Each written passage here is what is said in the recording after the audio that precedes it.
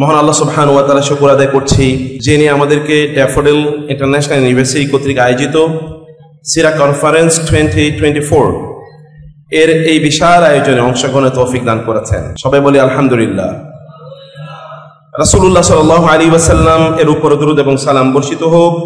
আল্লাহুম্মা সাল্লি ওয়া সাল্লিম আলা নাবিয়িকা মুহাম্মদ, আল্লাহুম্মা সাল্লি আলাইহি, আল্লাহুম্মা বারিক আলাইহি।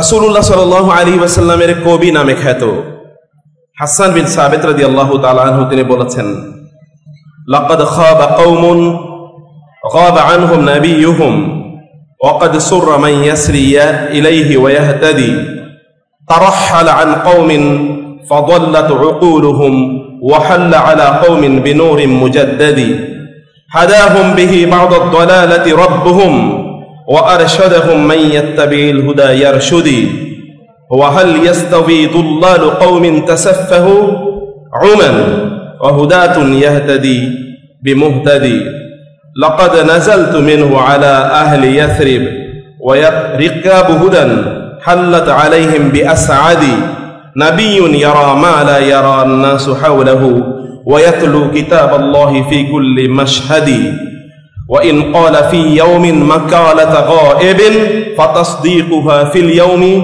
أو في ضحى الغد ليهني أبا بكر سعادة جده بصحبته من يسعد الله يسعدي। তিনি বলেছেন, যেই সম্প্রদায় থেকে, যে জাতি থেকে, যে গোষ্ঠী থেকে তাদের নবী হারিয়ে যায় সেই জাতি তো ধ্বংস হতে বাধ্য, আর যে জাতির কাছে নবী যায় তারা তো সৎ পথ পেতে বাধ্য। যেই জাতি থেকে তার নবী চলে গিয়েছে তাদের জ্ঞান, প্রজ্ঞা, বুদ্ধি, বিবেক এগুলো বিকৃত হয়ে পড়েছে, আর যেখানে তিনি গিয়েছেন সেটি প্রজ্ঞায় আলোকিত হয়ে পড়েছে। যেখান থেকে তিনি চলে গিয়েছেন সেই জনগোষ্ঠী পথভ্রষ্ট হয়ে গিয়েছে, আর যেখানে তিনি গিয়েছেন সেখানে তারা পথ খুঁজে পেয়েছে। যেখান থেকে তিনি চলে গিয়েছেন তারা বোকা বা নির্বোধ হয়ে গিয়েছে, আর যেখানে তিনি গিয়েছেন সেখানে লোকেরা জ্ঞানের আলোয় আলোকিত হয়েছে। তিনি ইয়াসরিবে গিয়েছেন এবং ইয়াসরিবের লোকেরা তাকে পাওয়ার পর তারা সৌভাগ্যমণ্ডিত হয়েছে।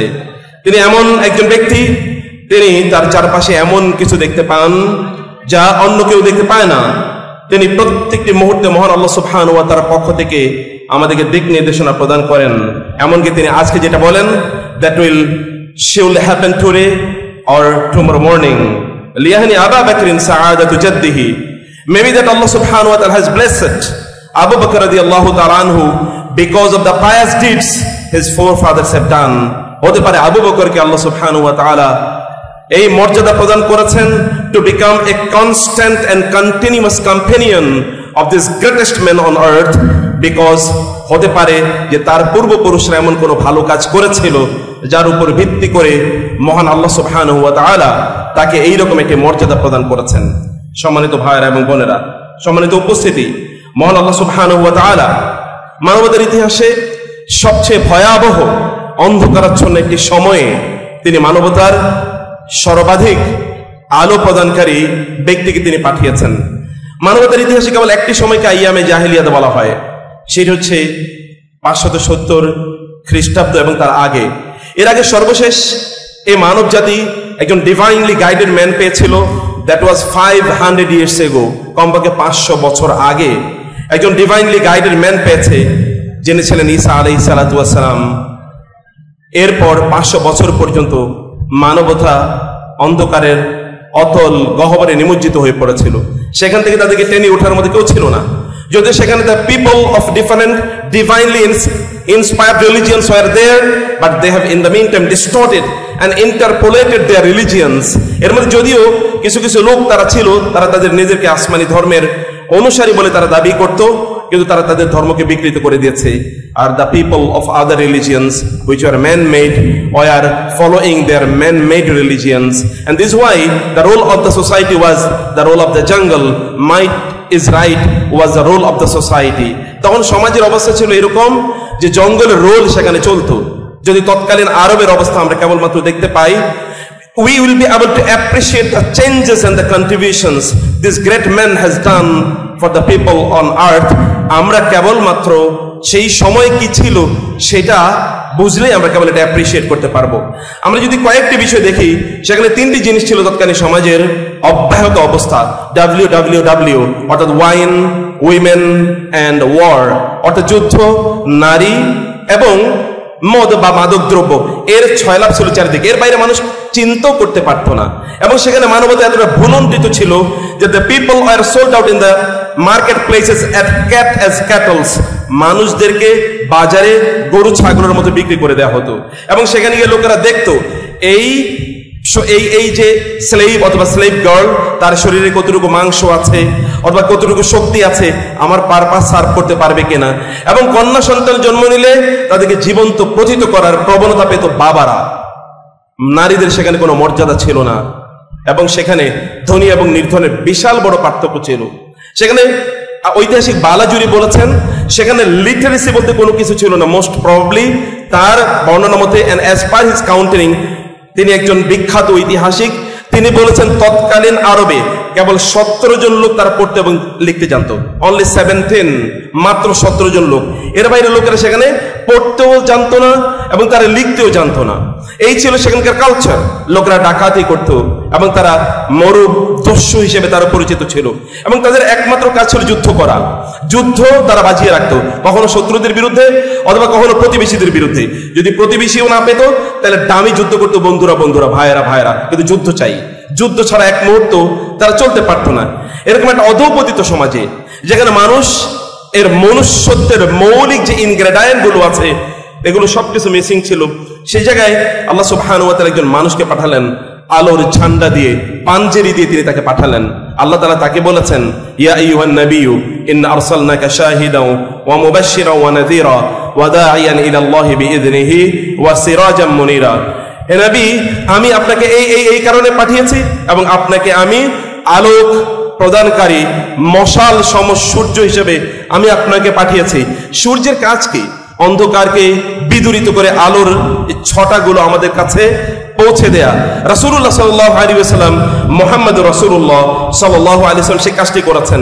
আমরা যেমনটি জেনেছি সেখানে কোনো সোশ্যাল কোহেশন ছিল না, সেখানে কোনো রাজনৈতিক ইন্টিগ্রিটি সেখানে ছিল না, সেখানে কোনো সেন্ট্রাল লিডারশিপ ছিল না, ইকোনমিক কোনো ব্যবস্থাপনা ছিল না, এমনকি সেখানে কোনো ফ্যামিলি সিস্টেমেটিক সেভাবে ডেভেলপ করেনি যেভাবে ডেভেলপ করার কথা ছিল। সেখানে মানবিক মূল্যবোধগুলো একেবারেই অনুপস্থিত ছিল। কিছু কিছু মূল্যবোধ ছিল, যেমন আমরা আরবদের আতিথেয়তার কথা জানি, যেটা লিজেন্ডারি আতিথেয়তা, এরকম কিছু বিষয় ছিল বটে, কিন্তু তার বাইরে অনেক অনেক কিছু সেখানে মিসিং ছিল। মুহাম্মদ রাসূলুল্লাহ সাল্লাল্লাহু আলাইহি ওয়াসাল্লাম যখন তিনি আসেন তখন তিনি এসে দেখলেন ইট ওয়াজ এ কমপ্লিট অ্যানার্কি অ্যান্ড ক্যাওস, মানে এখানে অ্যানার্কি ছাড়া কোনো কিছুই নাই, ক্যাওস ছাড়া কোনো কিছুই নাই।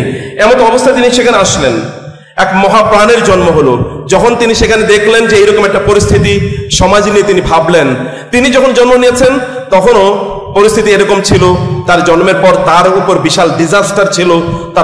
তার বাবা মারা গিয়েছে তার জন্মের আগে, তার মা মারা গিয়েছেন তার জন্মের কয়েক বছর পরে, তার দাদা মারা গিয়েছেন এবং আপনারা জানেন যে বিভিন্নভাবে সর্বশেষ তার দায়িত্ব চলে আসলো তার চাচার হাতে, যে তার চাচা তাকে বড় করছেন।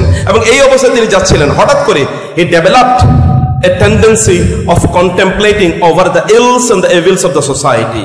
সমাজে, যুবকরা ভালো করে শুনুন, সমাজে যা চলছে এটি নিয়ে তিনি ভাবলেন যে এইভাবে তো সমাজ চলতে পারে না। অতএব এই সমাজের এই যে চলা, এই যে অব্যাহতভাবে সমাজ যে অন্ধকারের মধ্যে চলছে, এটা একটা শক্ত করে একটা ব্রেক কষা দরকার। তিনি একটা ব্রেক কষে দিলেন। সে ব্রেক কষাটা শুরু হয়েছিল হেরা গুহাতে। হেরা গুহাতে যখন তিনি অন্ধকারে তিনি সেখানে চিন্তা করছিলেন, ভাবছিলেন যে এই সমাজকে কিভাবে উদ্ধার করা যায়, মানবতাকে কিভাবে রক্ষা করা যায়, এখানে যে ইভিলস গুলো আছে সেগুলোকে কিভাবে দমানো যায় এবং মানুষকে কিভাবে আলোর পথে নিয়ে আসা যায়, তখন হঠাৎ করে তার কাছে একটা বাণী আসলো, ইকরা বিসমি রাব্বিকাল্লাযী খালাক খালাকাল ইনসানা মিন আলাক ইকরা ওয়া রাব্বুকাল আকরাম আল্লাযী আল্লামা বিল কলম আল্লামাল ইনসানা মা লাম ইয়ালাম। তার কাছে বাণী আসলো, আপনি পড়ুন। এবং তার কাছে বাণী আসলো, আপনি পড়ুন পড়ুন আপনার রবের নামে যিনি সৃষ্টি করেছেন। এভাবে 5টি আয়াত তার উপর মহান আল্লাহ সুবহানাহু ওয়া তাআলা নাজিল করে দিলেন। আজকে আপনারা যা আমাদের সামনে আছেন, আজকে যদি এই সময়ের কথা আমরা বলি, আমাদের যুব জেনারেশনের জন্য রাসূলুল্লাহ সাল্লাল্লাহু আলাইহি ওয়াসাল্লামের জীবন থেকে আমাদের শিক্ষা কি? আমরা এখন যারা অবস্থান করছি এই অডিটোরিয়ামে as well outside of this auditorium, আমরা যারা আছি তারা রাসূল ইসলামের জীবন থেকে এই যে যারা বসবাস করছি, এই এইজ গ্রুপে আমরা যারা আছি, তাদের জন্য শিক্ষার কি আছে? আমরা এক নম্বর কথা বলি যে আপনাদের এক নম্বর আইডেন্টিটি হচ্ছে আপনারা শিক্ষার্থী। রাসূলুল্লাহ সাল্লাল্লাহু আলাইহি ওয়াসাল্লামের উপর, মুহাম্মদ রাসূলুল্লাহ সাল্লাল্লাহু আলাইহি ওয়াসাল্লামের উপর প্রথম যে শব্দটি নাজিল হয়েছে বা যে শব্দগুচ্ছ নাজিল হয়েছিল, তোমাদের কয়বার জ্ঞানের কথা আছে একবার চিন্তা করে দেখেছেন? ইকরা, পড়ুন, বিসমি রাব্বিকাল্লাযী খালাক, খালাকাল ইনসানা মিন আলাক, আবার ইকরা ওয়া রাব্বুকাল আকরাম, আবার আল্লাযী আল্লামা বিল কলম, আবার আল্লামাল ইনসানা মা লা ইয়ালাম। 5 বার কেবলমাত্র পড়ার কথা বলা আছে, জ্ঞানের কথা বলা আছে, নলেজের কথা বলা আছে। আপনি একবার চিন্তা করে দেখুন তো, যদি এটা কেবলমাত্র পিওর তথাকথিত কন্টেম্পোরারি অথবা সেকুলার টার্মে যদি এটা কেবল রিলিজিয়ান হতো, তাহলে হয়তো বলতো যে তোমরা গডের পূজা করো বা উপাসনা করো অথবা আল্লাহর ইবাদত করো, নামাজ আদায় করো, রোজা রাখো, হজ করো, যাকাত দাও, এরকম কোনো কথা বলতো। কিন্তু তা না। কেন? why the first word revealed upon the prophet sallallahu alaihi wasallam was an instruction to read and read, পড়ো পড়ো পড়ো, পড়ুন পড়ুন পড়ুন তার নামে। এবং সেখানে উইথ দি পেন অর্থাৎ কলমের মাধ্যমে পড়া এবং কলমের মাধ্যমে লেখার কথা আল্লাহ সুবহানাহু ওয়া তাআলা বলেছেন। শুধু তাই না, তার মিশন সম্পর্কে যদি আপনি দেখেন কোরআনে, তাহলে আল্লাহ তাআলা তার রাসূলের আগমনের মিশন সম্পর্কে কমপক্ষে 4টি জায়গায় তিনি বলেছেন, হুয়াল্লাযী বাআসা ফিল উম্মিয়িনা রাসূলা লাকাদ মান্নাল্লাহু আলাল মুমিনিনা ইয বাআসা ফীহিম রাসূলা। আল্লাহ তাআলা মুমিনদের উপর বা মানব জাতির উপর অনুগ্রহ করেছেন যে তিনি তাদের মধ্যে একজন রাসূলকে পাঠিয়ে দেন। তার 4টা কাজ। সেলফ ট্রান্সফরমেশন, ভালো করে শুনে নিন। আপনাদের এবং আমাদেরও ট্রান্সফরমেশনের জন্য 4 points agenda given by Muhammad Rasulullah sallallahu alaihi wasallam. Self transformation, rather transformation of the whole society, whole nation.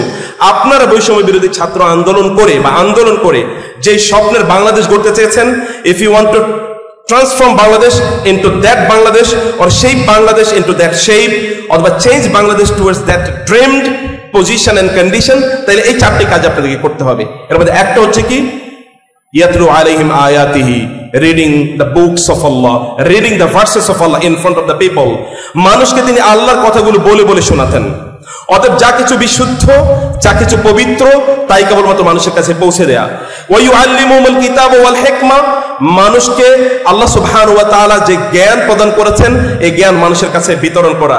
disseminating the divine knowledge and wisdom to the people, মানুষের কাছে যেই নলেজটা ডিভাইন এবং যেই নলেজটা আনস্ক্রুপুলাস, অর্থাৎ যার মধ্যে এখনো কোনো ধরনের মিথ্যা অথবা যার মধ্যে কোনো করাপশন তৈরি হয়নি, এই নলেজটা মানুষের কাছে পৌঁছে দেয়া।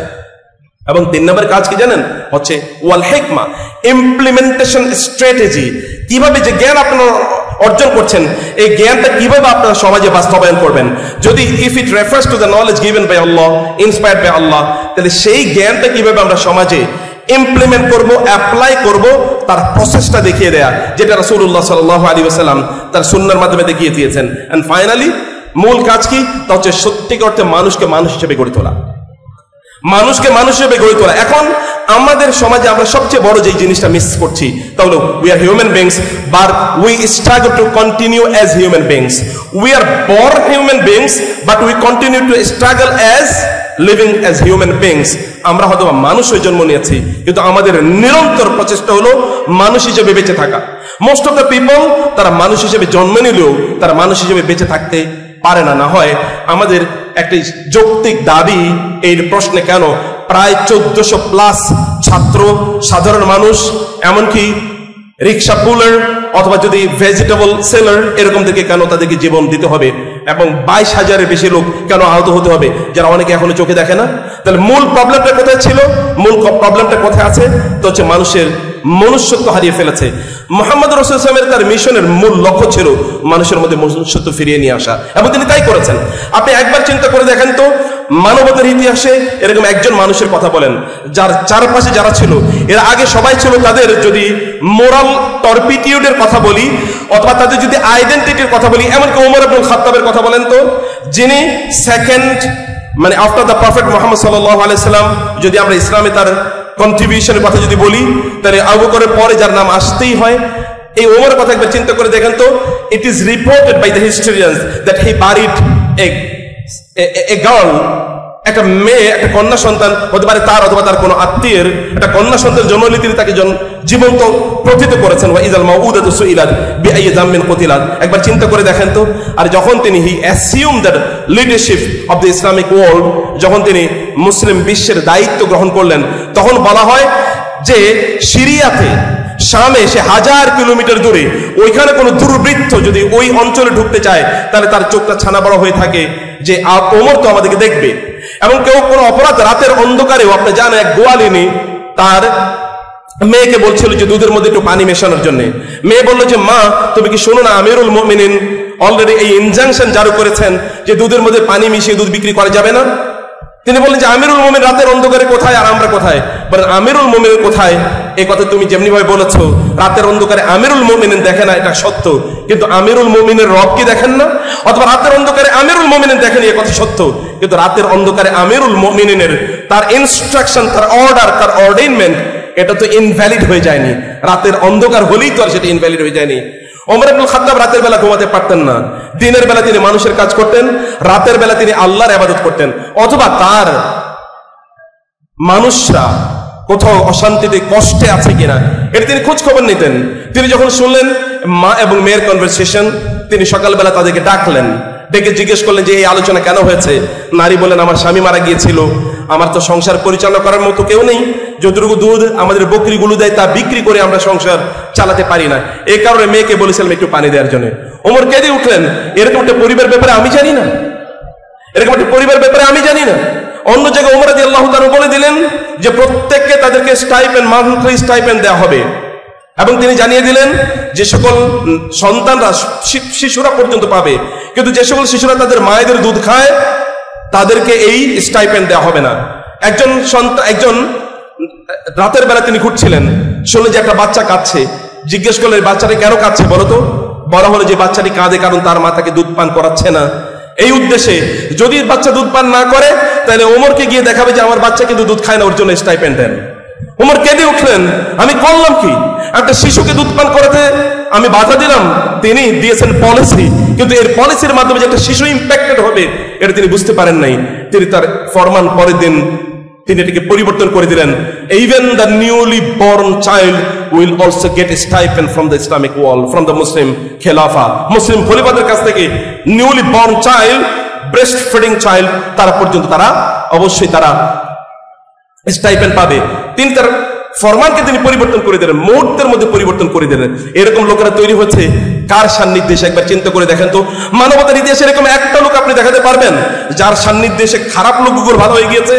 বরং আমরা দেখতে পাবো আমাদের অনেকেই তথাকথিত যারা দিনদার বলে তারা দেখায়, তাদের সান্নিধ্যে যারা এসেছে তারাও হাজার হাজার কোটি টাকা তার লুট করেছে, এবং সাধারণ মানুষের।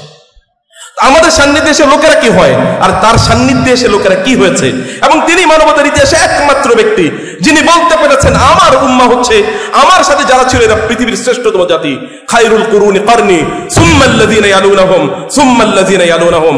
আমার জাতি হচ্ছে, আমার সাথে যারা আছে এরা পৃথিবীর সেরা জাতি। আদম থেকে শুরু করে কিয়ামত পর্যন্ত এইরকম কোন জেনারেশন পৃথিবী দেখেও নাই এবং ভবিষ্যতে কখনো দেখবেও না। সেটা আমাদের জন্য এখন স্ট্যান্ডার্ড। তারা যা করেছেন এবং তারা যা বলেছেন এখন স্ট্যান্ডার্ড এই গোটা পৃথিবীর জন্য। যখন গান্ধী, যখন পাকিস্তান এবং ইন্ডিয়া যখন ভাগ হলো, তখন লোকেরা গান্ধীকে জিজ্ঞেস করলো যে আপনারা, পাকিস্তান তার ভাগ হয়েছে, তাদের একটা কোরআন আছে, এটা দ্বারা কনস্টিটিউশন আছে, maybe that they will be able to run their country as per the instruction of the Quran, but আপনাদের তো কোনো কনস্টিটিউশন নেই, আপনারা কিভাবে আপনাদের দেশ চালাবেন? তিনি বলেন আই হ্যাভ রেড এ বুক, আমি একটা বই পড়েছি, সেই বইয়ের যে পলিসি এবং প্রিন্সিপাল গুলো আমি পড়েছি সে অনুসারে আমাদের দেশ চালাবো। বইটার নাম কি? তিনি বলেন life and administration of Omar Ibnul Khattab. Omar Ibnul খাত্তাবের জীবনী এবং তার রাষ্ট্র পরিচালনার পদ্ধতি নামে একটি বই আমি পড়েছি। I will run my country according to that constitution. এভাবে আমি চালাবো। গোটা পৃথিবীর এখনো রাজনৈতিক জেনিয়াসে ওমর ইবনুল খাত্তাব রাদিয়াল্লাহু তাআলা আনহু মতো কেউ নাই। আজকে আমরা ওয়েলফেয়ার স্টেটের যে ধারণা পাই, এই ধারণা কেবলমাত্র আমাদেরকে দিয়েছেন ওমর ইবনুল খাত্তাব রাদিয়াল্লাহু তাআলা আনহু। আমি যে কথা বলছিলাম যে তার চারপাশে কারা আছেন? আরহামুহুম বিউম্মাতি, তিনি বলেছেন ওয়া আরহামু উম্মতি বিউম্মতি আবু বকর ওয়া আশাদ্দুহুম ফি আমরিল্লাহি উমর ওয়া আকদাহুম আলী ওয়া আশাদ্দুহুম হায়াআন উসমান ওয়া আ'লামুহুম বিল হালাল ওয়াল হারাম মুআয ইবনে জাবাল। তিনি তার সাথীদের ব্যাপারে বলে দিলেন এই মানবতার মধ্যে হালাল এবং হারাম সম্পর্কে সবচেয়ে বেশি জানেন এমকে, মানুষের মধ্যে সবচেয়ে বেশি অনুগ্রহশীল অমকে, এবং আইন বা শাসন পরিচালনার ক্ষেত্রে সবচেয়ে শক্তিশালী হলো অমকে। তিনি নাম ধরে বলে দিচ্ছেন। এবং মানবতা 1500 বছর গত হয়ে গেছে, এর কোনো অল্টারনেটিভ অথবা এর কোনো এক্সেপশন অথবা এর কোনো এই বক্তব্যের কোনো বৈপরীত্য আজ পর্যন্ত মানবতা পায় নাই। আল্লাহ সুবহানাহু ওয়া তাআলা তাকে মানুষকে মনুষ্যত্ব শেখানোর দায়িত্ব দিয়ে পাঠিয়েছেন, তিনি তাই করেছেন। এখন আপনি যদি ফলো করেন, ক্লেম করেন যে আপনি মুহাম্মদ রাসূলুল্লাহ সাল্লাল্লাহু আলাইহি ওয়াসাল্লামের একজন ফলোয়ার, তাহলে আপনার ট্রান্সফরমেশন কেমন হয়েছে? অথবা what about the transformation of your family? আপনার পরিবারের ট্রান্সফরমেশনের কথা একবার চিন্তা করে দেখেন তো। আপনারা এখানে যারা আছেন, তোমরা যারা বিয়ে করোনি তোমাদের কথা বাদ দিয়েছি, আমরা যারা বিয়ে করেছি আমাদের কথা বলি, আমাদের পরিবারের সাথে আমাদের রিলেশনটা কি? আমি কি দাবি করতে পারি আমার পরিবারের সদস্যরা আমাকে সবচেয়ে বেশি ভালোবাসে, পাগলের মতো ভালোবাসে? অথবা আমার পরিবারের সদস্যরা আমাকে সবচেয়ে বেশি সম্মান করে? এরকম কি আমি দাবি করে বলতে পারবো? কিন্তু আমরা অনেকেই দেখবেন এই ব্যাপারে, ইভেন কি ভলটিয়ার তো বলেছে every great man is a কমনার to his wife, যে পৃথিবীর যত সেরা মানুষই হোক না কেন তার স্ত্রীর কাছে সে নস্যি কিছুই না। তার স্ত্রী তো তার নাম ধরে ডাকে, প্রেসিডেন্ট তিনি হতে পারেন, অথবা প্রাইম মিনিস্টার হতে পারেন, অথবা পৃথিবীর সবচেয়ে সেরা ধনী অথবা ওয়ারিও হতে পারেন, কিন্তু তার স্ত্রীর কাছে তিনি কিছুই না। কিন্তু মুহাম্মদ রাসূলুল্লাহ সাল্লাল্লাহু আলাইহি ওয়াসাল্লামের স্ত্রীদের কাছে তিনি কি? ইয়া রাসূলুল্লাহ, তিনি মুহাম্মদ না, ইয়া রাসূলুল্লাহ। এমনকি তার মেয়েদের কাছে তিনি ইয়া রাসূলুল্লাহ, বাবা না। এমনকি তার ফুফুদের কাছে তারা ইসলাম গ্রহণ করেছেন ইয়া রাসূলুল্লাহ, ভাতিজা না। তার চাচারা ইসলাম গ্রহণ করেছেন ইয়া রাসূলুল্লাহ, ভাতিজা না। এটা হচ্ছে তার অবস্থা। তার বন্ধুরা কোনদিন বলে ইয়া সাদিকি, বলেছেন ইয়া রাসূলুল্লাহ আবু বকর, অথবা তাদের সাথে তার সাথী যারা ছিল তারা বলতেন আমাদেরকে আরশাদানি হাবিবি খালিলি, my closest friend, my bosom friend, আমার সবচেয়ে প্রিয় বন্ধু আমাকে এই কথা বলেছে, বলে এইভাবে সাহাবায়ে কেরামরা তার ব্যাপারে কথা বলতেন। এই যে পরিবর্তন, এই যে ট্রান্সফরমেশন, শত্রুরা তার কাছে এসে বন্ধুতে পরিণত হয়। আমাদের তো বন্ধুরাই প্রতিমধ্যে শত্রু হয়ে যায়। এমনকি এখন দেখেন না, এখন কালচার অফ ইনডেমনিটি, আমি অপরাধ করিনি, অমকের ইনস্ট্রাকশনে করেছি, it is being said repeatedly over and over again. এখন সবাই এটা বলতেছে আমি তো করি নাই, আমি তো করতে চাই না, অমকের কারণে করেছি, তমকের কারণে করেছি। এখন shifting the blame or blaming game এখন এটা চলছে। কিন্তু তার সময়ের পরিস্থিতি একেবারে কমপ্লিটলি ডিফারেন্ট। কি হয়েছে? রাসূলুল্লাহ সাল্লাল্লাহু আলাইহি ওয়াসাল্লাম এর কাছে যখন শত্রুরা আসতো মুহূর্তের মধ্যে বন্ধু হয়ে যেত, মুহূর্তের মধ্যে বন্ধু হয়ে যেত। রাসূলুল্লাহ সাল্লাল্লাহু আলাইহি ওয়াসাল্লামকে হত্যা করার জন্য উমাইর গেলেন মদিনায়। রাসূলুল্লাহ সাল্লাল্লাহু আলাইহি ওয়াসাল্লামকে হত্যা করার জন্য জামার আস্তিনে তিনি একটি তলোয়ার, কোষবদ্ধ তলোয়ার তিনি সেখানে নিয়ে গেলেন, কেউ এটা জানে না। এবং তারা দুই বন্ধু মক্কার কাবার চত্বরে বসে তারা ফন্দি করলো যে রাসূলকে হত্যা করবে। এর মধ্যে উমাইরকে দায়িত্ব দেওয়া হলো, এবং তার আরেক বন্ধু, সেই বন্ধু তাকে বললেন যে তুমি যাও তাকে হত্যা করো, তাকে হত্যা করার পর যদি তুমি নিহত হও তাহলে তোমার সকল পরিবারের দায়িত্ব আমার, এমনকি তোমার যত ডেট অর্থাৎ তোমার যত ঋণ আছে সকল ঋণ আমি পরিশোধ করবো, অতএব তুমি যাও। তিনি গেলেন। রাসূলুল্লাহ সাল্লাল্লাহু আলাইহি ওয়াসাল্লামের কাছে তিনি যাচ্ছিলেন। ওমর এসে বলেন ইয়া রাসূলুল্লাহ, Umair is coming, Umair the dangerous man is coming, কারণ তার বাবা বদর যুদ্ধে নিহত হয়েছিল। অতএব তার মধ্যে এই ভয়াবহ এক প্রতিশোধে পরায়ণতা তার মধ্যে কাজ করছে। রাসূলুল্লাহ বললেন লেট হিম কাম। ইয়া রাসূলুল্লাহ, do you understand who is coming? Yes I understand, let him come, তাকে আসতে বলো। উমাইর গেলেন, রাসূলের কাছে বসলেন, বলেন মা হাদাসা বিকা নাফসুকা ইয়া উমাইর, উমাইর কেন এসছো? বলে এসছি আমার ভাই তো আপনার কাছে বন্দী আছে, ভাইকে নেওয়ার জন্য। বলো সত্য কথা বলো, কেন এসছো? বলে না এই জন্যই তো এসছি। বলে যদি এই হয়ে থাকে তাহলে তোমার জামার আস্তিনের মধ্যে তলোয়ার কেন? তিনি লাফিয়ে উঠে বলেন ইয়া রাসূলুল্লাহ, আপনি আমাকে মুসলমান বানিয়ে নেন, তুমি না আমাকে হত্যা করতে এসছো, তোমরা দুই বন্ধু মিলে না এরকম এরকম কল্প করেছো। বলে বলেন কি আপনি সব জানেন? আমি বিশ্বাস করি এবং আমি ঘোষণা করলাম আপনি আল্লাহর রাসূল। কারণ আমরা যখন দুই বন্ধু আলোচনা করেছিলাম রাতের অন্ধকারে আমরা আলোচনা করেছি, কেউ জানতো না, নোবডি ওয়াজ দেয়ার। এবং আমি যে জামার আস্তিনের মধ্যে এটা নিয়ে সেটা কেউ বুঝারও কথা না। আপনি যেহেতু এটা জেনেছেন আর আপনি জানার পরে যদি আমার সাথে এরকম আচরণ করেছেন, আপনি বলতে পারতেন ওরে বন্দিকর ধর, ওকে জেলে পুর, এটা আপনি বলতে পারতেন। কিন্তু আপনি আমাকে সসম্মানে এখানে এনে বসিয়েছেন, আমার সাথে এত প্রশান্ত বদনে কথা বলছেন। It indicate that you are really the messenger of Allah, inspired by Allah, prophet of Allah, সত্যিকার আপনার আল্লাহর রাসূল, অতএব আপনার প্রতি আমি ঈমান আনলাম। এটা বলে তিনি ইসলাম গ্রহণ করলেন এবং এখানে তিনি 3 মাস থাকলেন। এই জন্য যে তিনি ইসলামের সবকিছু শিখবেন। তিনি যখন মক্কায় ফিরে যান, তার বন্ধুরা বলল, কি ব্যাপার তোমার চেহারা তোমার চেহারার মধ্যে একটু পরিবর্তন দেখতে পাচ্ছি, ঘটনা কি? তোমাকে দেখলে একটা you look like a different man. তুমি এক লোক গেছো, ফিরে এসছো অন্য লোক, হাল স্বভাবতা, তুমি কি ধর্মত্যাগ করেছো নাকি? সে বলে, বাল আসলাম তু, no, I have not change my religion by I revert back to my original religion. আমি আসলে ধর্ম ত্যাগ করি নাই, আমি আসলে ধর্মহীন ছিলাম, আমি আমার ধর্মে ফিরে এসেছি। This is, I can cite hundreds of such examples, যেখানে লোকেরা তার কাছে এসে মুগ্ধ হয়ে, শত্রুরা তার কাছে এসে মুগ্ধ হয়ে এভাবে ইসলাম গ্রহণ করেছে। এই যে অবস্থা আপনি পৃথিবীতে কোথাও দেখবেন না। এবং একইভাবে এমন একজন ব্যক্তি যার ব্যাপারে পৃথিবীর সকল মানুষ কথা বলেছে এবং তার জীবনের সফলতা এমন কোন জায়গা নেই যে জায়গায় তিনি সফলতা অর্জন করেননি, এমন আর কাউকে আপনি দেখবেন না। তিনি আমাদের জন্য এক্সাম্পল। কেবলমাত্র আমি একটা জিনিসের কথা বলছি এবং আমি অন্য জায়গাগুলো হাইলাইট করবো ইনশাআল্লাহ। আপনি কেবল তার জীবন একটা জায়গা বলেন তো, মানব জীবনে এমন কোন অঙ্গ হতে পারে না, এমন কোন কল্পনায় মানব জাতির অথবা ব্যক্তির বা সমাজের অথবা রাষ্ট্রের অথবা পরিবারের এমন কোন অবস্থা হতে পারে না যে অবস্থায় মুহাম্মদ রাসূলুল্লাহ আমাদের জন্য এক্সাম্পল নন।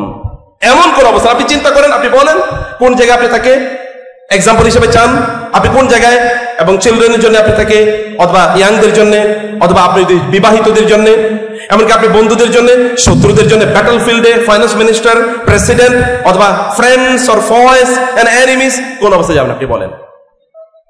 আপনি রাষ্ট্রনায়ক, অথবা যদি আপনি বলেন দ্য ডিপ্লোমেট, তাহলে তার চেয়ে ডিপ্লোম্যাটিক জেনিয়াস এই পৃথিবীকে আরেকবার দেখেছে? বদরের যুদ্ধে, উহুদে একবার, হুদাইবিয়ার কথা একবার চিন্তা করে দেখেন তো।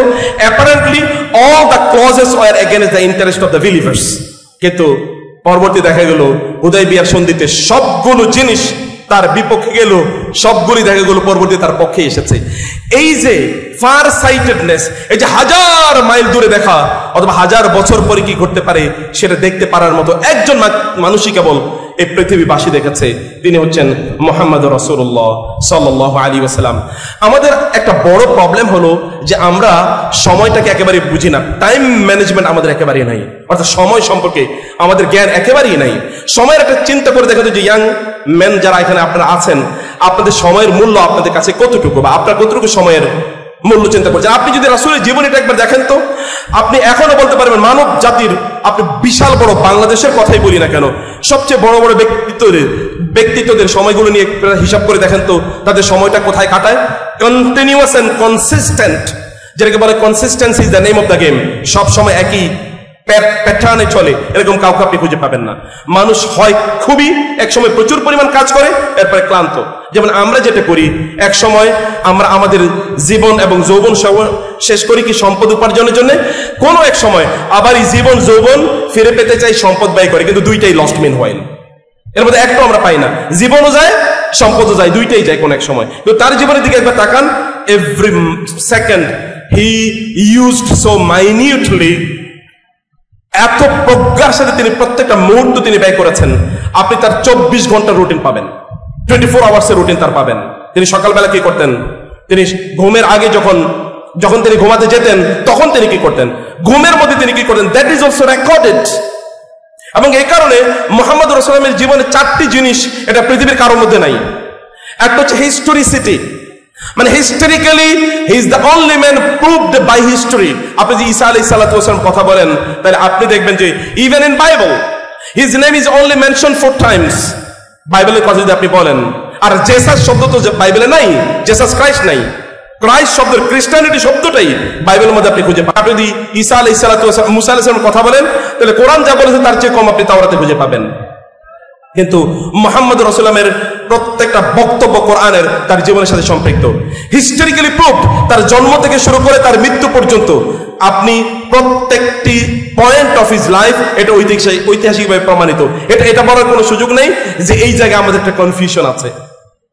2 নম্বর হচ্ছে তিনি হচ্ছেন পারফেক্ট, অর্থাৎ এরকম না যে এটা কেবলমাত্র একটা রোজি আইডিয়াস, একটা ড্রিম, অর্থাৎ একটা কেবল সাপ একটা মানে স্বপ্নের মতো একটা কথা বলেছেন তিনি, এটাকে বাস্তবায়ন করা যায় না এরকম না, এটাকে প্রত্যেকটাকে বাস্তবায়ন করা যায় এবং পারফেক্টলি এটাকে বাস্তবায়ন করা যায়।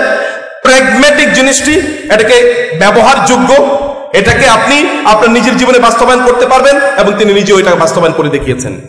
তার এমন কোনো বক্তব্য নাই যেটা অথবা কার্ল মার্কস অথবা লেনিনদের মতো কেবলমাত্র একটা ধারণাপত্র বা একটা থিওরি অথবা একটা ফিলসফি, কিন্তু এটাকে বাস্তবায়ন করা যায় না, বরং তিনি যা বলেছেন তা তিনি বাস্তবায়ন করে তিনি দেখিয়েছেন। অর্থাৎ বাস্তবায়ন এর অযোগ্য কোন জিনিসই মুহাম্মদ রাসূলুল্লাহ সাল্লাল্লাহু আলাইহি ওয়াসাল্লাম বলেন নাই। অথবা সেখানে আছে হিস্টোরিসিটি আছে, সেখানে পারফেকশন আছে, সেখানে প্র্যাকটিক্যালিটি আছে, এন্ড ফাইনালি কমপ্রেহেন্সিভ মানে হচ্ছে এমন কোন দিক নাই মানব জীবনের, যতগুলো দিক আপনি কল্পনা করতে পারেন সবগুলো সম্পর্কে তিনি আপনাকে আদর্শ প্রদান করেছেন। অতএব মুহাম্মদ রাসূলুল্লাহ সাল্লাল্লাহু আলাইহি ওয়াসাল্লাম ছাড়া আপনি এইরকম আদর্শ আপনি কোথায় খুঁজে পাবেন?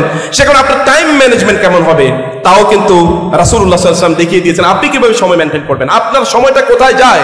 ইগতানিম খামসান কাবলা খামসিন, দিস আর থিওরিটিক্যাল স্টেটমেন্টস, যে তোমার 5টা জিনিসের পূর্বে 5টা জিনিসকে তুমি ব্যয় করো। এবং তিনি বলেছেন লা তাজুলা কাদামা ইবনু আদম হাত্তা ইউসাল আন খামসিন, একজন মানুষ কিয়ামতের দিন আল্লাহর সামনে থেকে যেতে পারবে না যতক্ষণ না 5টা জিনিসের উত্তর দিতে পারে। তোমাদের 2 questions will be relating to the time management, সময়ে এর ব্যাপারে। ওয়াল আসরি ইন্নাল ইনসানা লাফি খুসর ওয়াদ দুহা, আল্লাহ তাআলা কোরআনে সময়ের প্রায় সবগুলো জায়গা নিয়ে তিনি কসম করেছেন। সময়ের তার ব্যবহারটা কি আপনি একবার চিন্তা করে দেখুন। ফজরের আগে তিনি ঘুম থেকে উঠে তিনি কি করতেন? তিনি ফজর আদায় করতেন। ফজরের পরে তিনি কি করতেন? এবং মসজিদে তিনি কতক্ষণ থাকতেন? মসজিদ থেকে কখন তিনি বের হয়ে তার ফ্যামিলির সাথে যেতেন? ফ্যামিলির সাথে গিয়ে তিনি কি আলোচনা করতেন? তারপরে মানুষের সাথে তিনি কি আলোচনা করতেন? তিনি কখন খেতেন তাও পর্যন্ত আমাদের জানা আছে। তার খাবারের টাইমিং গুলো, এমনকি তার খাবারের মেনুগুলো পর্যন্ত explicitly known to the people। তিনি কি কি খেতেন, তিনি কি কি পছন্দ করতেন, likes and dislikes, that is also recorded. আপনারা সত্যিকার অর্থে যদি মুহাম্মদ রাসূলুল্লাহের একজন সত্যিকার ফলোয়ার হতে চান এবং যদি সফল হতে চান, তাহলে আপনাদেরকে তার টাইম ম্যানেজমেন্ট বুঝতে হবে। মনে রাখবেন, তার টাইম ম্যানেজমেন্টের মধ্যে রয়েছে বারাকা। হোয়াট ইজ বারাকা? আমাদের বরকত নাই। সবকিছু দেখতে মানে একদম লোক ভেরি হ্যাস্টি, কোনো কিছুই তাদের ঠিক মতো চলে না, প্রচন্ড তাড়াহুড়া প্রবণ, সময় মতো তারা কাজ করতে পারে না। আপনিও দেখবেন যে সময় মতো কাজ করতেও পারেন না, আবার আপনার কাজগুলো হয় না, আবার যখন করতে যান তখন দেখেন যে সময় শেষ হয়ে গেছে, এর আগে আবার করতে পারেন না। Either you are lazy or you are hasty, but you are not between this two.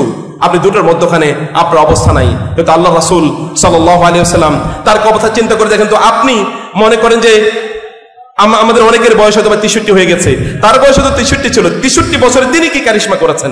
আপনি aside from becoming a prophet of Allah, আল্লাহর নবী হওয়ার বাইরে আপনি তার জীবনী নিয়ে চিন্তা করে দেখেন। আল্লাহর নবী হওয়ার বাইরে তিনি যা করেছেন এগুলো তো হিউম্যান বিইং হিসেবে তিনি করেছেন। অথবা সেখানে আমরা কতটুকু তা করতে পারছি? তার সময়গুলো তিনি 23 বছর বয়সে 13 বছর তো তিনি মক্কায় কেবল প্রতিরোধেরই শিকার হয়েছেন এবং মদিনায় গিয়ে 6 বছর প্রায় যুদ্ধ করে তাকে কাটিতে হয়েছে। 8ম বছরে যখন মক্কা ওয়াজ লিবারেটেড, যখন মক্কা স্বাধীন হলো, তারপর থেকে তিনি কাজ করতে পেরেছেন। তাহলে এর মধ্যে এত ব্যস্ততার মাঝে তারপর তার স্ত্রী, আমাদের যারা এখানে বিয়ে শাদী করেছেন আমরা তো জানি, একজন স্ত্রী পালা তো এটা প্রায় কি, মানে একজন স্ত্রীকে মেনটেন করা এটাও প্রায় একটা রাজত্ব মেনটেন করার মতো। কিন্তু তিনি কতজন স্ত্রীকে মেনটেন করেছেন? এবং এই কারণে কারেন আর্মস্ট্রং নামে একজন খ্রিস্টান lady, she was a nun earlier British, তিনি রাসূল সাল্লাল্লাহু আলাইহি ওয়াসাল্লামের জন্য তিনি একটা বই লিখেছেন রাসূলের জীবনের উপর, তার নাম হলো মুহাম্মদ। এবং তিনি বললেন যে আমাকে ইউরোপিয়ানরা রাসূল সাল্লাল্লাহু আলাইহি ওয়াসাল্লামের মুহাম্মদ সাল্লাল্লাহু আলাইহি ওয়াসাল্লামের বিষয়ে তারা বলে তিনি অনেক বিয়ে করেছেন। আমি বলি যে তিনি যে অনেকগুলো বিয়ে করেছেন এটাই তার নবী হওয়ার জন্য প্রমাণ হিসাবে আমার কাছে যথেষ্ট। কারণ আমি তো একজন নারী, আমি জানি যে আমার স্বামী আমাকে কতটুকু সন্তুষ্ট করতে পারে। তিনি তার 9 জন অথবা 11 জন স্ত্রীকে সন্তুষ্ট রেখেছেন এবং কেউ কোনোদিন তার বিরুদ্ধে একটা বক্তব্য দেয় না। এটাই তো মিরাকল, মুজিজা। এটাই তো মৌজা। আপনাদের স্ত্রীদেরকে বলে দেখেন, আমাদের স্ত্রীদেরকে জিজ্ঞেস করে দেখেন প্রাইভেটলি আপনার স্বামী কেমন, বলে কানে কানে বলতে হবে, সামনে বলা যাবে না, প্রকাশ্যে বলা যাবে না, তাহলে public Prestige will be punctured. এইরকম একটা পরিস্থিতি। কিন্তু তার স্ত্রীরা তার ব্যাপারে প্রফিউজলি বলতে হয়েছে, সম্মানের সাথে কথা বলেছেন, অসম্মানের কোনো প্রশ্নই আসেনি। এরকম একটি অবস্থায় আমি বলেছিলাম টাইম ম্যানেজমেন্ট, তার স্ত্রীরা কোনোদিন বলতে পারেন না তারা তাকে সময় দেননি। তিনি তাদেরকে সময় দেননি। তার সন্তানরা বলতে পারেননি তিনি তাদেরকে সময় দেননি। তার সাথীরা বলতে পারেননি তিনি তাকে সময় দেননি। এবং মোস্ট প্রবাবলি মানব ইতিহাসে তিনি একমাত্র ব্যক্তি যার ব্যাপারে অন্যরা বলেছেন তিনি আমাকে সবার চেয়ে বেশি ভালোবাসেন। আমি জানি না হাউ ইজ ইট পসিবল। যেমন আপনি আপনার সন্তানদের মধ্যেও কেউ কেউ দেখবেন, এমনকি আপনি জানেন ইয়াকুব আলাইহিস সালাতু ওয়াস সালামের বাকি 10 জন সন্তান ইউসুফকে হত্যা করার জন্য কূপে নিক্ষেপ করেছে। কারণ কি? একটাই, যে বাবা ইউসুফকে বেশি ভালোবাসে। নবীদের কথা বলছি আমি, বাবা ইউসুফকে বেশি ভালোবাসে। আমাদের পরিবারের কথা তো এরকম আছেই। আমরা কত অভিযোগ শুনি, বাবা আমার ওই ভাইকে বেশি সম্পদ দিয়ে দিয়েছে, ওই বোনকে বেশি প্রিভিলেজ দিয়েছে। কিন্তু রাসূলুল্লাহ সাল্লাল্লাহু আলাইহি ওয়াসাল্লামের পরিবারের সদস্যতা বহু পরের কথা। এমনকি তার এই যে 1,25,000 বা 30,000 সাহাবী যারা তার সাথে ঘুরতেন, এরা প্রত্যেকেরই প্রায় বক্তব্য একই, রাসূল সাল্লাল্লাহু আমাকে সবার চেয়ে বেশি ভালোবাসতেন। কিভাবে এই ভালোবাসা শেয়ার করা যায়? I don't know. তাইলে কেমন একটি পবিত্র আত্মার অধিকারী হতে হয়? টাইম সবাইকে দেয়া, যাকে যতটুকু দেয়ার। তিনি কারোর সাথে কথা বলে এভাবে কথা বলতেন, যতক্ষণ ওই ব্যক্তি তার চেহারা টান না করতে তিনি টান করতেন না। কারোর সাথে মুসাফা করলে হাতটা ধরে রাখতেন, যতক্ষণ ওই ব্যক্তি হাত না সরাতো তিনি হাত সরাতেন না। What sort of character this is? কিভাবে মানুষকে সময় দেওয়া লাগে, এটা রাসূলুল্লাহ সাল্লাল্লাহু আলাইহি ওয়াসাল্লাম তিনি করেছেন। তার চরিত্রের কথা একবার চিন্তা করে দেখেন তো। কোরআন আল্লাহ তাআলা বলেছেন ওয়া ইন্নাকা লাআলা খুলুকিন আযীম। আচ্ছা, তিনি তো নবী নন তখনও। তাকে আরবের লোকেরা মনে করতো, আরবের লোকেরা তাকে নাম দিয়েছে as-সাদিক আল-আমিন, পরম সত্যবাদী, পরম বিশ্বস্ত। আরবের লোকেরা তাকে নাম দিয়েছে, তিনি তখন নবী হন নাই। as-সাদিক আল-আমিন, আমাদের কথা একবার চিন্তা করে দেখেন তো। এবং আরবের লোকেরা যদি কখনো বিপদে পড়তো তখন তারা দৌড়ে আসতো মুহাম্মদুর রাসূলুল্লাহ সাল্লাল্লাহু আলাইহি ওয়াসাল্লামের কাছে। এমনকি যখন আরবের লোকদের তিনি একমাত্র শত্রু, পরম শত্রু, সেই অবস্থাও he was the banker of the Meccan society. মক্কার লোকদের তিনি ছিলেন ব্যাংকার। এবং এই কারণে তিনি যখন মক্কা থেকে মদিনায় হিজরত করে যান তখন তিনি আলী রাদিয়াল্লাহু তাআলা আনহুকে তার বিছানায় রেখে গিয়েছেন। কারণ কি? আলী, অনেক মানুষের আমানত আমার কাছে আছে, আমি যদি চলে যাই তাহলে এগুলো কি হবে? এই কারণে আমানতগুলো তুমি মানুষের কাছে দিয়ে তারপরে তুমি মদিনার উদ্দেশ্যে রওনা দেবে। Ali was left behind in order two, এই যে মানুষের যে আমানতগুলো, মানুষের ট্রাস্টগুলো, এই ট্রাস্টগুলো ট্রাস্টিদের কাছে ফিরিয়ে দেওয়ার জন্য তাকে রাসূল সাল্লাল্লাহু আলাইহি ওয়াসাল্লাম রেখে গেলেন। আপনি একটা নজির বলেন তো মানবতার ইতিহাসে। বরং অনেকে যখন যায় তখন তার লাগেজ ভর্তি করে ডলার নিয়ে যায়, এর কিছু রেখেই যায় না। আর তার অবস্থা দেখেন, তিনি মানুষ রেখে গিয়েছেন যে মানুষের প্রপার্টি যেগুলো মানুষের কাছে যেন ফিরিয়ে দিয়ে দেয়া যেন যায়। তার চরিত্রের অবস্থাটা এরকম। এবং তিনি ছিলেন প্রচন্ড নরম, প্রচন্ড কোমল। তার মধ্যে আপনারা এখন আপনাদেরকে এটা খুবই রেলেভেন্ট আপনাদের জন্য, বিজয়ী লোকেরা সর্বদাই তারা উগ্র থাকে এবং উদ্ধত থাকে, অহংকারী থাকে। বিজয়ী হলেই তারা অহংকারী হয়ে যায়। এবং এই কারণে ইংরেজিতে বলা হয় powers corrupts and absolute power corrupts absolutely. ক্ষমতা মানুষকে তাদেরকে দুর্নীতিবাজ বানায়, আর যদি একচ্ছত্র ক্ষমতা থাকে তাহলে একচ্ছত্র দুর্নীতিবাজ হয় লোকেরা। এটা ইংরেজরা বলে থাকে। আমরা তাই দেখেছি আমাদের সমাজে এবং অন্য সমাজে। কিন্তু মুহাম্মদুর রাসূলের জন্য চরিত্র ছিল একেবারে ভিন্ন। মক্কা বিজয় হলো, আপনারা যারা শুনেছেন, যারা বিজয়ী, এখন বিজয়ী টিমের কথা বলছি। মক্কা যখন বিজয় হলো, মক্কার লোকেরা তাকে কি পরিমাণ নির্যাতন করেছে। 23 বছর তার লোকদেরকে হত্যা করেছে, তার চাচাকে নৃশংসভাবে হত্যা করে তার শরীরের মাংসগুলো কেটে টুকরো টুকরো করেছে, কলিজা বের করে চিবিয়েছে, এরকম কত ঘটনা। এবং তিনিও নির্যাতন নিপীড়নের শিকার হয়েছেন, তার রক্তাক্ত দেহ পড়েছিল। অনেক পরে তিনি হুঁশ ফিরে পেয়েছেন। যখন এই মক্কায় ঢুকেন তখন মক্কাবাসীদের প্রতি তার আচরণ কেমন হওয়ার কথা ছিল। তিনি মক্কায় ঢুকলেন তার বাহনের উপর চড়ে, তার বাহন মানে তার ওট, এবং তার মাথাটা এরভাবে ঝুঁকে যাচ্ছে যেন তার মাথাটা তার ওটের কুজ এর সাথে লেগে যাবে। এইরকম মনে তিনি সেজদানত অবস্থায় তিনি মক্কায় ঢুকছেন। যে রব তাকে বিজয় দিয়েছেন সে রবের কাছে তার মাথাটা ঝুঁকে যাচ্ছে। এরকম উদ্ধত নয়, বরং এরকম অবনত মনস্তকে তিনি ঢুকছেন। লোকেরা ভাবলেন মুহাম্মদ তো আমাদেরকে এবার শেষ করে দেবে। তিনি তাদেরকে ডেকে বললেন, লা তাসরিবা আলাইকুমুল ইয়াওমা ওয়া আনতুমুত তুলাকা, আজ তোমাদের বিরুদ্ধে আমাদের কোনো প্রতিশোধ নাই, তোমাদের সবাইকে মাফ করে দেয়া হলো, তোমাদের সবাইকে মাফ করে দেয়া হলো। এইরকম শত্রুদের প্রতি এরকম আচরণ অথবা বিজয়ী বেশে এরকম বিনম্রতা, এটি কেবল তার জন্য সাজে। ফাবিমা রাহমাতিন মিনাল্লাহি লিনতা লাহুম ওয়ালাউ কুনতা ফাজ্জান গালিজাল কলবি লানফাদ্দু মিন হাওলিক। এই আয়াতটি সূরাতুল আলে ইমরানের আয়াতটি নাজিল হয়েছে মূলত উহুদের যুদ্ধের পর। ভালো করে খেয়াল করবেন উহুদের যুদ্ধে কি পরিমাণ ডিজাস্টার হয়েছে। আপনি জানেন রাসূল সাল্লাল্লাহু আলাইহি ওয়াসাল্লামের চাচা 70 জন সাহাবী শাহাদাত বরণ করেছেন, সিনিয়র সাহাবী মুসাব ইবনে উমাইর, হানজালা এরকম সহ, এবং তার চাচা আমির হামজা। আর বাকিরা তো ক্ষত বিক্ষত, তিনিও প্রায় নিহত হয়েছেন বলে চারিদিকে সংবাদ ছড়িয়ে পড়েছিল। এবং কি জন্য হয়েছে, আপনি যারা হজ উমরা করতে গিয়েছেন ওইখানে আপনি দেখেছেন জাবালে উহুদ এর পাশে একটা জাবালে রোমাত, অর্থাৎ সেখানে the mountain of the hill of the archers, তীরন্দাজ বাহিনীদের জন্য একটা ছোট্ট পাহাড় ছিল। ওই পাহাড়ে তারা they were posted by the prophet সাল্লাল্লাহু আলাইহি ওয়াসাল্লাম যে তোমরা এখানে থাকবে in order to guard the horse soldiers led by Khalid ibn Walid.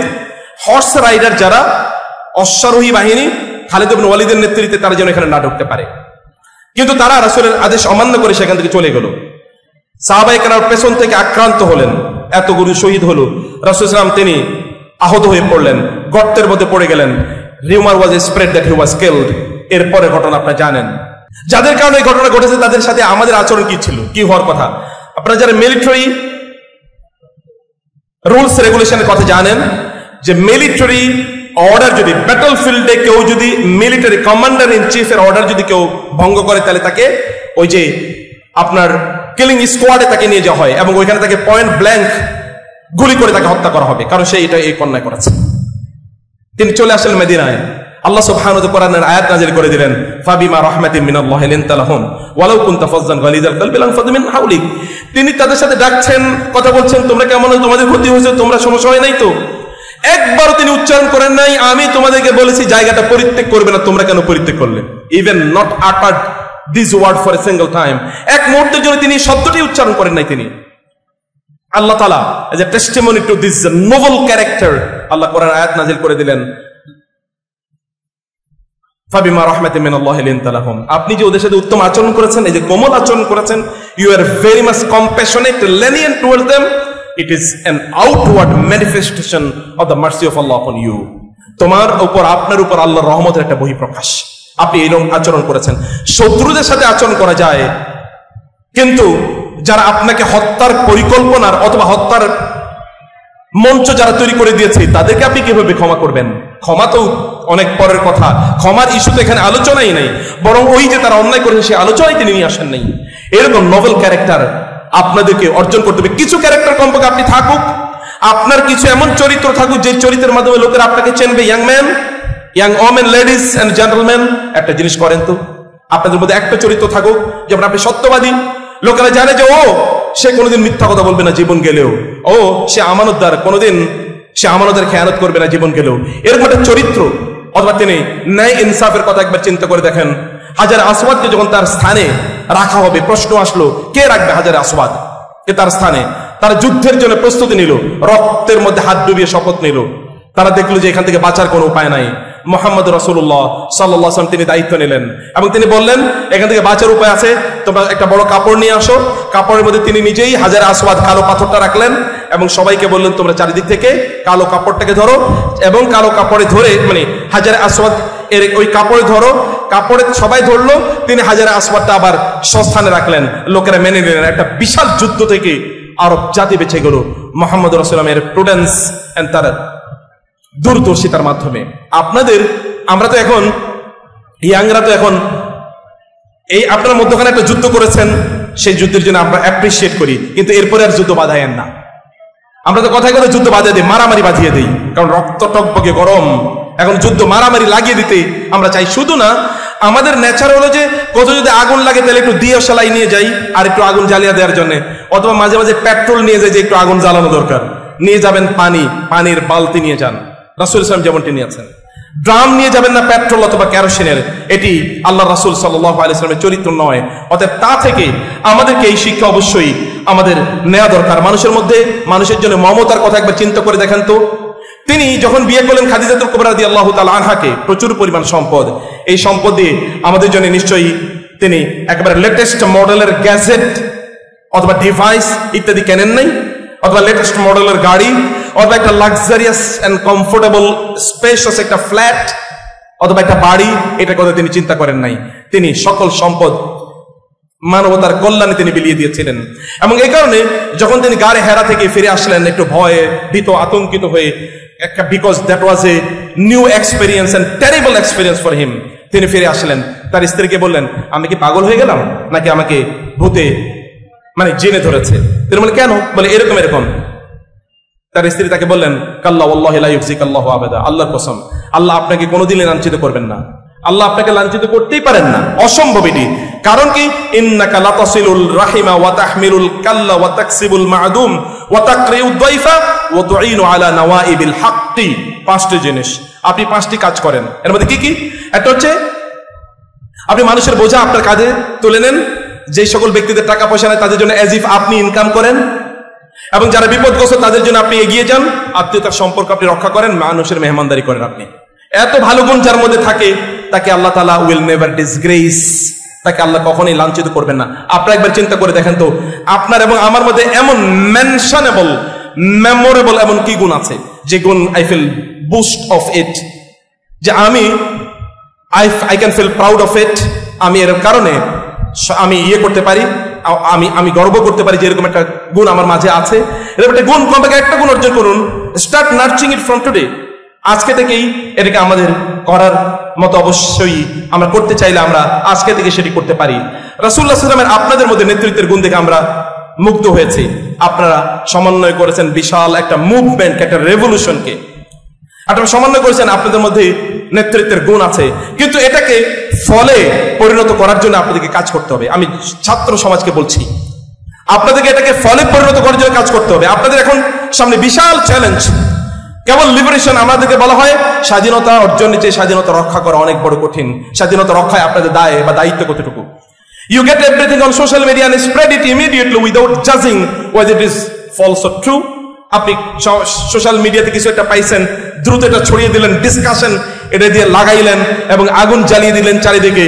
এটা কি will it support you for the reformation of your society, much needed reformation? এর জন্য কি আপনাকে কাজ করবে কিনা সেটা দেখতে হবে। নেতৃত্বের সত্যিকার অর্থে গুণ কি? আগুনকে বন্ধ করা, আগুন লাগানো নয়। আপনার রাসূল সাল্লাল্লাহু আলাইহি ওয়াসাল্লাম তিনি কি করেছেন? যুদ্ধের ময়দানের কথা একবার চিন্তা করে দেখেন তো।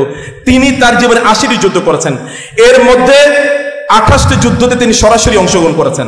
সকল যুদ্ধ মিলিয়ে মানুষ নিহত হয়েছে প্রায় 200, সব যুদ্ধ মিলে। আমরা তো কেবলমাত্র অল্প কয়েকদিনের যুদ্ধে আমাদের 1400 প্লাস নিহত হয়েছে, আর বললাম যে প্রায় 22,000-এর উপরে যারা আহত, এর মধ্যে অনেকে পঙ্গু। কিন্তু তার 13 বছরের জীবনে মক্কা থেকে মদিনায়, মক্কায় তো আর কোনো যুদ্ধ হয় না, মদিনা গেলে 10 বছরের জীবনে প্রায় 80টির মতো যুদ্ধ হয়েছে। 28টি তিনি সরাসরি জয়েন করলেন, সেখানে মাত্র হত 200 জনের উভয় পক্ষে। এত কম কেন? কারণটা কি? কেন এগুলো ঘটেছে? একটাই মাত্র কারণ, রাসূলুল্লাহ সাল্লাল্লাহু আলাইহি ওয়াসাল্লাম he wanted to avoid bloodshed. এমনকি মক্কা বিজয়ের কথা দেখেন, স্বাধীনতার জন্য আমাদের 71 কত লোক, অথবা তার আগে তারপরে আমরা কত লোক সেখানে ধ্বংস হয়েছে, মানে সেখানে লোক মারা গিয়েছে, একবার চিন্তা করে দেখেন। কিন্তু আমাদের এটা 9 মাসের একটা যুদ্ধ, আর 10 বছরের যুদ্ধে কত লোক মারা গিয়েছে দেখেন। অথবা এখানে যদি শুধুমাত্র জুলাইয়ের যুদ্ধের কথা বলি, তাহলে কত লোক মারা গিয়েছে, আর সেখানে এত বছরে কত লোক মারা গিয়েছে। অতএব তার লিডারশিপ কেমন ছিল? প্যাসিফিকেশন, অর্থাৎ শান্তি রক্ষা করা ছিল তার যুদ্ধের মূল লক্ষ্য। এই কারণে যুদ্ধের ময়দানে গিয়ে তিনি আগে শান্তির কথা বলতেন। এটি আমাদেরকে অবশ্যই অর্জন করতে হবে। মক্কা তিনি নবী হওয়ার আগেও তিনি শান্তির সঙ্গে, যেটা হিলফুল ফুজুল তৈরি করেছেন। ইয়াংরা, আপনার সমাজকে শান্তিপূর্ণ করার জন্য আপনার সংগঠন কি? আপনি কি করছেন? আপনার রাসূল সাল্লাল্লাহু আলাইহি ওয়াসাল্লাম তিনি কি করেছেন একবার দেখেন তো। রাসূলুল্লাহ সাল্লাল্লাহু আলাইহি ওয়াসাল্লাম তিনি মানুষের মধ্যে কল্যাণ তৈরি করার জন্য তার সময়টাকে তিনি বিলিয়ে দিয়েছিলেন। এটা তার নেতৃত্বের গুণ। এবং তিনি এত অসংখ্য পরিমাণ নেতা তিনি তৈরি করেছেন। আপনাদের বয়সী মোহাম্মদ বিন কাসেমের নাম নিশ্চয়ই আপনারা শুনবেন। মোহাম্মদ বিন কাসেম, তার বয়স ছিল মাত্র 17 বা 18। এর মধ্যে তিনি 18 বার ইন্ডিয়ান সাবকন্টিনেন্টে তিনি মিলিটারি ক্যাম্পেইন চালিয়েছেন, যার কারণে আজকের এই অডিটোরিয়ামের মুসলমানরা আপনারা এখানে আছেন। It is because of Muhammad bin Qasim. Muhammad bin Qasim young man, তার বয়স 17-18। ইউনিভার্সিটি গ্রাজুয়েশন এখনো শেষ হওয়ার কথা না, অথবা কলেজ থেকে এখনো কলেজের থ্রেশহোল্ড এখনো পার হওয়ার কথা না। সেই সময়ে তার পরিস্থিতিটা ছিল, মানে তার কন্ট্রিবিউশনটা ছিল এরকম। বা কোথায় পাবেন মুসলিমদের কথা বলেন, একেবারে চায়নার বর্ডার পর্যন্ত ইসলাম নিয়ে গিয়েছে 18, 20, 22 বছরের বাচ্চা। অথবা মুসা ইবনে নুসাইরের কথা বা তারিক বিন জিয়াদের কথা বলেন। ইউরোপ যদি তারিক বিন জিয়াদরা যেভাবে তারা সেখানে দাওয়াতি কাজ শুরু করেছিল, যদি পরবর্তীতে হাজ্জাজ ইবনে ইউসুফের পরে তাদেরকে যদি ডেকে নিয়ে না আসা হতো, তাহলে আজকের গোটা ইউরোপের একটা ইসলামিক ইউরোপ হয়ে যেত। কিন্তু সেখানে একটা পলিটিক্যাল ডিসিশন ভুল ছিল, সেটা একটা ভিন্ন আলোচনা। কিন্তু তাদের কথা চিন্তা করতে দেখেন, আপনার এবং আমার বয়সে আমরা তো ঘুমিয়েই কাটাই। আপনি তো সকালবেলা ফজরের নামাজে যাওয়ার জন্য কম্বলই শরীর থেকে সরাইতে পারেন না, যুদ্ধের ময়দানে কিভাবে তলোয়ার উঠাবেন? আপনি সকালবেলা ঘুম থেকে উঠতে পারেন না, আপনি সকালে ক্লাসে সময় মতো উপস্থিত হওয়ার জন্য, তাহলে আপনি কিভাবে যুদ্ধে বিজয়ী হবেন?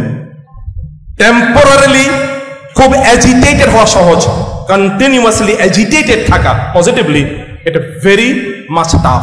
সেই গুণ অবশ্যই সেই গুণ আমাদের অর্জন করা দরকার, আমাদেরকে এটা করতে হবে। এবং রাসূল ইসলাম তিনি ছিলেন প্রচন্ড পরিশ্রমী এবং তিনি ছিলেন আত্মনির্ভরশীল। শুধু তাই না, এক ভিক্ষুক তার কাছে এসেছে এবং ভিক্ষুককে তিনি কি একজন প্রোডাক্টিভ হিউম্যান বিং এ পরিণত করেছেন। ভিক্ষুক এসেছে, তিনি বলেন তুমি ভিক্ষা করো কেন? তোমার কি বাসায় কিছু নাই, কম্বল আছে অথবা এরকম, এটা বিক্রি করে দাও। একটা দিয়ে তিনি তার জন্য আপনার কুঠার তৈরি করে দিলেন, আরেকটা দিয়ে খাবারের ব্যবস্থা করে দিলেন। এরপরে history records that this man has become one of the big businessmen of Arabia in later time. কিভাবে ট্রান্সফরমেশন করেছেন তিনি সমাজকে। আমরা তো এখন পিতামাতার উপর, আপনার বয়স এখন 20, 22, 25, তারপরেও এখন আমরা আন্দোলন করতেছি 35 বছর পর্যন্ত চাকরির জন্য আপনাকে সুযোগ দেওয়ার জন্য। মাঝে মাঝে আমার কাছে লজ্জা লাগে আমাদের যুবকদেরকে নিয়ে। আপনার চাকরির জন্য কেন আপনাকে ইয়ে করতে হবে? আল্লাহ রাসূল সাল্লাল্লাহু আলাইহি ওয়াসাল্লাম তো আপনাকে চাকরি শেখান নাই। তিনি যদি আপনার আদর্শ হয়ে থাকেন, তাহলে তিনি আপনাকে এন্টারপ্রেনিয়রশিপ শিখিয়েছেন, কিভাবে এন্টারপ্রেনিয়র হতে হয়, কিভাবে উদ্যোক্তা হতে। আপনি উদ্যোক্তা হন, আপনি চাকর হবেন কেন, সার্ভেন্ট হবেন কেন? তার বাইরে কি কোনো কিছু নাই? আপনার নিশ্চয়ই আছে। Explore the world, you are gifted this ability by Allah সুবহানাহু ওয়া তাআলা, দিস ক্যাপাবিলিটি। এটা আপনার নবীর আদর্শ। অতএব প্রোডাক্টিভ হতে হবে আপনাকে, নট প্যাসিভ। প্রোডাক্টিভ হতে হবে। প্রোডাক্টিভ কেবলমাত্র এনার্জির নাম না, মনে রাখবেন। প্রোডাক্টিভ কেন মাত্র এনার্জির নাম না, প্রোডাক্টিভিটির সাথে আপনার টাইম, সময় মতো কাজ করা, এনার্জি প্রয়োগ করা, এন্ড তাওয়াক্কুল আলাল্লাহ, আল্লাহ সুবহানাহু ওয়া তাআলার উপর তাওয়াক্কুল করা, আল্লাহর উপর নির্ভর করে সিদ্ধান্ত নেন। Young man, start your own enterprise. Women, আপনাদেরকে বলছে, ladies, girls, my sisters, brothers, আপনাদেরকে বলবে যে আপনাদের নিজেদের জীবনের জন্য আপনার প্রোডাক্টিভ প্ল্যান করেন। What is your plan in life? আমাদের যুবকদের যৌবনে যারা আছি, আমাদের এখন বড় ক্রাইসিস হচ্ছে, আমাদের জীবন নিয়ে আমাদের কোনো প্ল্যান নাই। আমাদের ড্রিম আছে, স্বপ্ন আছে, যেই স্বপ্ন আমরা রাতে ঘুমিয়ে ঘুমিয়ে দেখি। কিন্তু আপনারা জানেন যে স্বপ্ন রাতে ঘুমিয়ে দেখা হয় সেটা রিয়েল স্বপ্ন না, যেটা আপনি জেগে জেগে দেখছেন। Scratch out your own life, আপনার নিজের জীবন স্ক্র্যাচ করেন। আপনার রাসূলের কথা একবার চিন্তা করে দেখেন তো, মক্কায় যখন তিনি দিন প্রচার করছিলেন, তিনি একা মানুষ, তার প্রতি ঈমান আনলো তার স্ত্রী, তার প্রতি ঈমান আনলো তার তার চাচাতো ভাই এবং তার পরম বন্ধু আবু বকর, 3 জন মাত্র, এবং তার পরবর্তী তার পালক পুত্র যায়েদ ইবনে হারেসা, 4 জন। কিন্তু তিনি জানতেন, তার এই আত্মবিশ্বাস ছিল, তার পরিকল্পনা ছিল, প্ল্যান ছিল, কিভাবে তিনি তার লোককে রক্ষা করবেন অথবা কিভাবে তিনি দিন প্রচার করবেন। জোয়ারের মতো যদি একদিকে বাঁধ দেয়, তাহলে অন্যদিকে রাস্তা তার তৈরি করে নেয়। তিনি মক্কায় দাওয়াত দিতে পারছেন না, তিনি চলে গিয়েছেন তায়েফে। তায়েফে দাওয়াত দিতে পারছেন না, তিনি মদিনায় চলে গিয়েছেন। কিন্তু তাকে থামিয়ে রাখা যায়নি। তিনি তার মানুষকে মক্কায় রক্ষা করতে পারেন না, আবিসিনিয়াতে পাঠিয়ে দিয়েছেন। আবিসিনিয়াতে রক্ষা করতে পারেন না, মদিনায় পাঠিয়ে দিয়েছেন। হুদায়বিয়ার সন্ধিতে রক্ষা করতে পারেন না, যাও তোমরা পাহাড়ে গিয়ে আশ্রয় নাও। তার প্ল্যান ছিল তার জীবন সম্পর্কে। আপনার জীবন সম্পর্কে নিশ্চয়ই আপনার একটা প্ল্যান থাকা দরকার। আপনার নবীর আদর্শ অনুসারে আপনার জীবন সম্পর্কে আপনার একটা বড় প্ল্যান আপনি তৈরি করুন, যে এই প্ল্যান এর মাধ্যমে আপনি চলবেন। অথবা আমাদের সবচেয়ে বড় ক্রাইসিস হচ্ছে আমাদের প্ল্যান নাই, অথবা আমরা লক্ষ্যহীন, পারপাসলেস আমাদের জীবন। আপনার নবী এর পারপাসের দিকে তাকান, একটাই মাত্র লক্ষ্য। তিনি মাত্র শুরু করেছেন একজন, হেরা গুহা থেকে যখন তিনি বের হন একজন। আজকে গোটা পৃথিবীতে 200 কোটি মানুষ তার অনুসারী বলে তারা অহংকার ফেল করে, তারা গর্ববোধ করে। 200 কোটি মানুষ। এবং according to the predictions of the historians, ঐতিহাসিকরা যে কথা বলছেন যে ইসলাম যেভাবে স্প্রেড করছে, ফাস্টেস্ট গ্রোয়িং রিলিজিয়ন, এই পৃথিবীতে সবচেয়ে বেশি দ্রুত যে দিন প্রচারিত হচ্ছে তার নাম হচ্ছে ইসলাম। এবং তারা বলছেন এখন যে রেটে ইসলাম প্রচারিত হচ্ছে ইউরোপে, এই রেটে যদি প্রচারিত হয় তাহলে 2050 সালের মধ্যে ইউরোপের 1 নম্বর ধর্ম হবে ইসলাম, এবং সেখানকার মুসলমানরা হবে মেজরিটি। সত্যিকার অর্থে তাই। মেনি রিজনস আর দেয়ার, রেভারশন, কনভার্সন, এগুলো তো আছে, ইমিগ্রেশন আছে, আর অনেক ফ্যাক্টর সেখানে কাজ করছে। এই সকল ইস্যুতে আমরা, যদি আপনি এই বিশাল গ্রেটার উম্মার সত্যিকার অর্থে একজন রেলেভেন্ট সদস্য হতে চান, তাহলে আপনি উদ্দেশ্যহীনভাবে চলতে পারেন না, আপনি লক্ষ্যহীনভাবে চলতে পারেন না, আপনি পরিকল্পনাহীনভাবে চলতে পারেন না। আপনার একটা পরিকল্পনা থাকা দরকার যে আপনি কিভাবে চলবেন। আপনি অনেক বড় কিছু হতে হলে আপনাকে আপনার রবের সাহায্য লাগবে, মনে রাখবেন।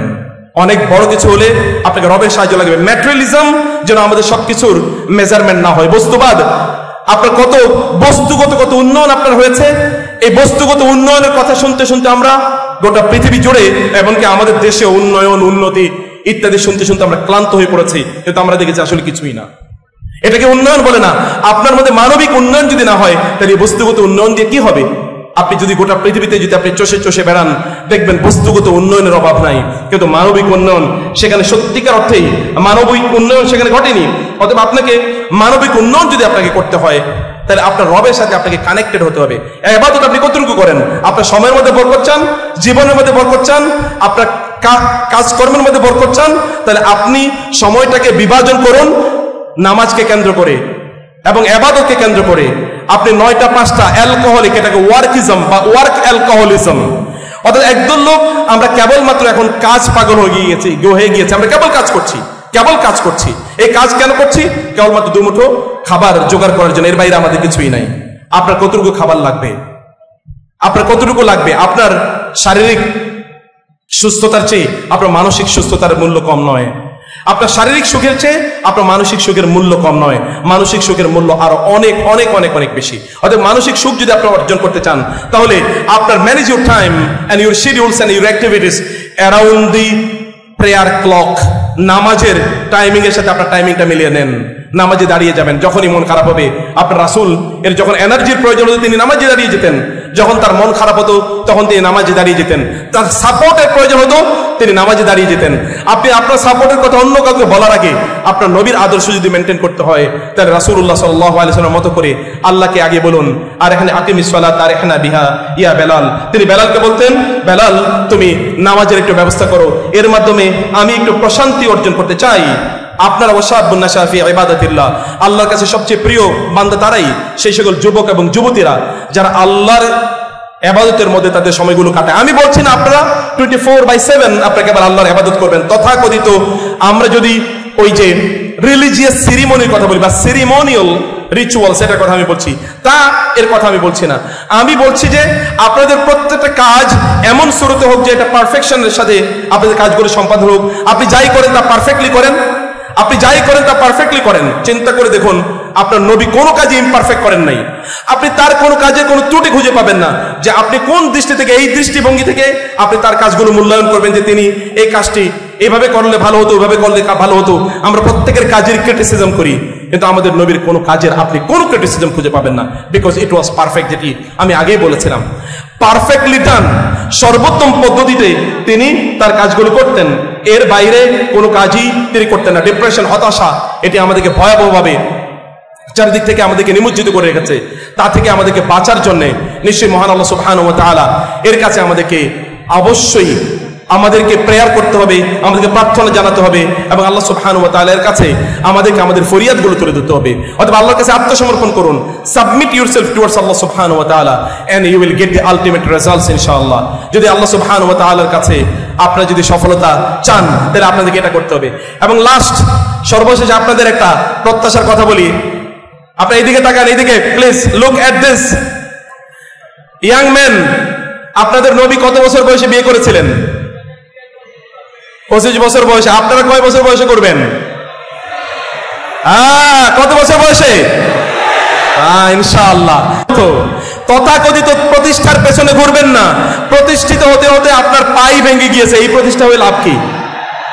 অতএব সময় মতো বিয়ে করুন। Marry at the age of your prophet sallallahu alaihi wasallam হয়নি ম্যারিড। আপনার নবী যে বয়সে বিয়ে করেছেন সেই বয়সে বিয়ে করুন। তাইলে দেখবেন যে আপনারা যে কল্যাণ এবং আপনারা যে সুখী জীবন চান, সেই সুখী জীবন আপনারা অবশ্যই অবশ্যই পাবেন ইনশাআল্লাহ।